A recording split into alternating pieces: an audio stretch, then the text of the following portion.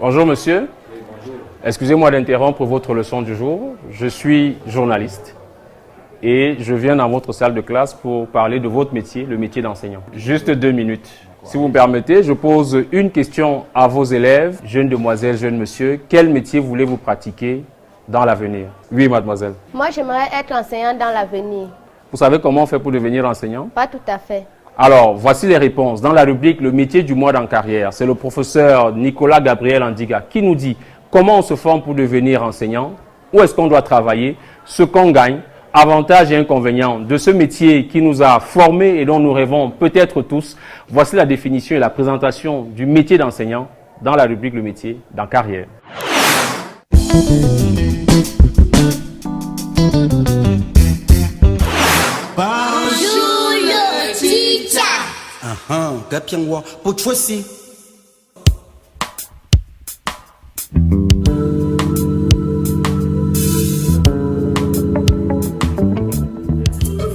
C'est toute personne qui aide l'homme à apprendre à s'insérer dans le social.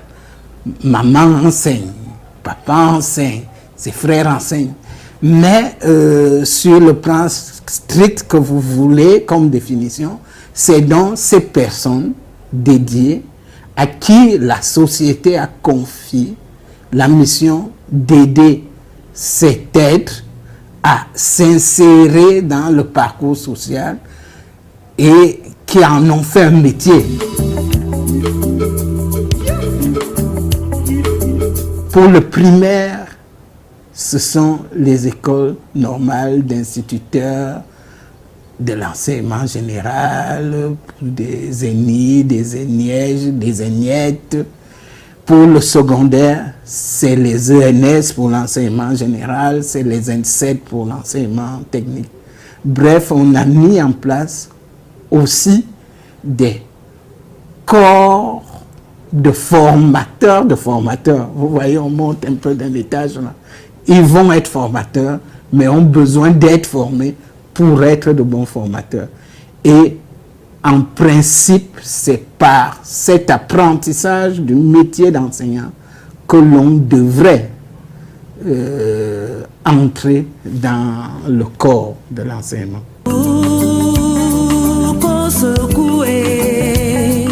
On exige pour l'enseignement primaire d'avoir des diplômes du secondaire.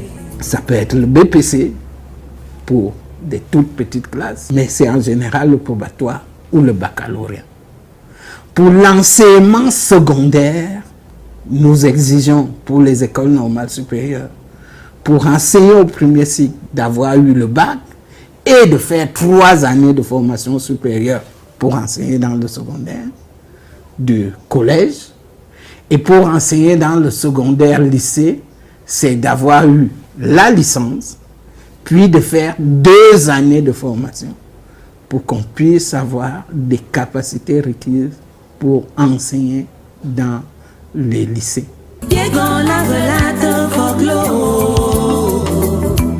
Nous avons dans le cycle maternel, maternité, une personne, et en général 2, aident l'enfant à acquérir ce que je peux appeler les compétences d'insertion sociale. Mais à partir de l'école primaire, il y a un certain nombre de savoirs. Et plus les niveaux de savoir sont grands, plus une spécialisation se met en place. La deuxième chose, c'est on ne peut pas enseigner sans aimer l'autre, sans le sentir. On ne peut pas accompagner quelqu'un qu'on ne connaît pas, qu'on ne sent pas, qu'on n'aime pas. Il lui faut donc avoir de bonnes connaissances de la psychologie, de ce corps de sciences qu'on appelle les sciences de l'éducation. C'est bien dit, là, c'est des sciences pour aider à comprendre et éduquer. On doit avoir des connaissances sur la transmission des savoirs, on appelle la didactique. Mais au-delà de tout ça, il faut avoir de l'empathie. Il faut pouvoir ne pas être un loup dans la bergerie. Il faut que vous puissiez aimer ce métier, sentir ce que je peux appeler sa portée morale, et clore en l'homme, clore en l'homme ce qui est de bien pour une société humaine. Et pour cela, comme on ne donne que ce qu'on a, il faut avoir cette fibre.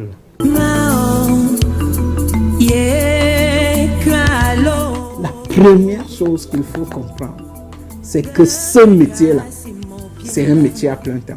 Deuxièmement, c'est un travail non seulement social, mais très dynamique. Tu ne donnes jamais le même cours 2 jours de suite. Même dans 2 classes différentes de même niveau, tu ne donnes jamais le même cours parce que tu n'es pas devant le même public avec les mêmes attentes. Par conséquent, ça demande de l'en-soi, de pouvoir sortir ce qu'on a pour transmettre, parce que les besoins n'étant pas forcément les mêmes, ton discours doit être. La troisième et dernière chose, c'est qu'on accepte qu'on devient un être public. Et comme vous avez avec vous les êtres les plus chers d'une grande partie de la société, il arrive qu'on vous demande trop. Et surtout, lorsqu'il y a échec, qu'on vous en impute plus que prévu. Et lorsqu'on a succès, vous savez, le succès se partage. Par conséquent, qu'on ne vous en donne pas assez. Bon, mais il faut que vous-même, vous puissiez avoir des satisfactions. Et l'une des bonnes satisfactions, c'est de savoir que vous avez participé vous-même à l'édification de cette société.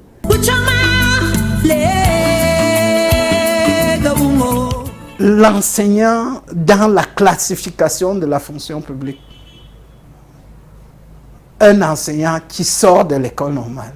Si les professeurs de collège A1, il est A2 si les professeurs de lycée. Je mets au défi de trouver d'autres écoles que les écoles de formation des professeurs qui l'ont. Par conséquent, la société et la fonction publique, de cette manière, a permis à l'enseignant d'être valorisé, je peux dire, à son bon niveau. Bon. Et cela a des impacts en termes de salaire. On va me dire oui, d'accord. Mais il y a ce qu'on peut appeler les fonds relatifs à la fonction. Mais je dis, attention, alors si maintenant on a normalisé les écarts, ça va. Si on juge que c'est normal d'avoir ces fonds, je crois qu'on devrait enlever la TCS directement parce que ce serait normal. Mais si on ne normalise pas ces fonds, même sur le plan financier, l'enseignant est celui dans le bulletin de salaire à une bonne rémunération. J'aime dire globalement.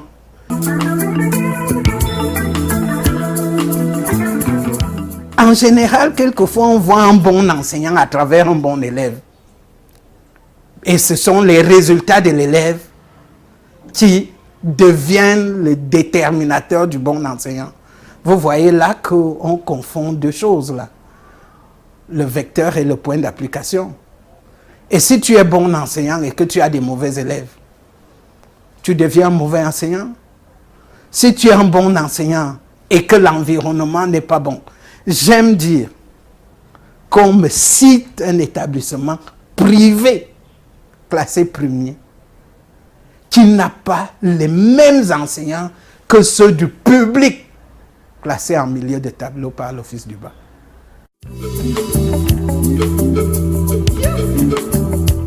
Imaginez un peu un monde sans enseignants dans toutes les disciplines. Ce monde est pratiquement mort. Je leur demande donc de venir ainsi participer pratiquement à la vie et à la survie de notre société.